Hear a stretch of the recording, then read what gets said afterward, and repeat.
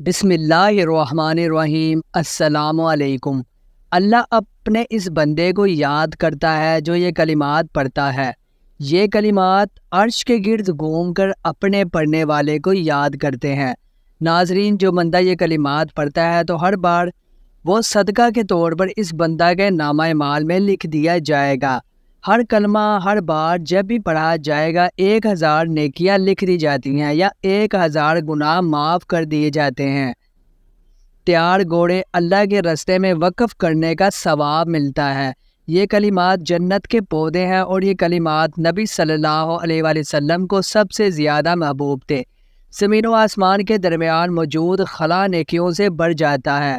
یہ کلمات جہنم سے ڈال ہیں اور قیامت کے دن نجات و ہندہ بن کے آئیں گے۔ یہ کلمات عرش کے گرد گھوم کر اپنے پڑھنے والے کو یاد کرتے ہیں۔ جو بندہ یہ کلمات پڑھتا ہے اللہ پاک اپنے اس بندے کو یاد کرتے ہیں، اللہ اسے پسند فرماتے ہیں، اللہ اپنے فرشتوں میں اس کی تعریف کرتے ہیں، اس کا ذکر کرتے ہیں۔ اور یہ کلمات کثرت سے پڑھنے سے تہجد میں، کاہلی فی سبیل اللہ خرچ کرنے میں، بخل اور جہاد فی سبیل اللہ میں بزدلی جیسی بیماریاں دور ہوتی ہیں۔ اللہ تو بہانے سے اجر دیتا ہے۔ سستی کالی کو چھوڑ کر دن میں ایک بار ان کلمات کو لازمی کریں۔ ہر نماز کے بعد 100 بار یہ تسبیح پڑھیں۔ وہ تسبیح وہ کلمات یہ ہیں: 100 بار سبحان اللہ، 100 بار الحمدللہ، 100 بار اللہ اکبر، 100 بار لا الہ الا اللہ۔ اکٹھا ملا کر پڑھیں یا علیحدہ علیحدہ کر کے پڑھیں۔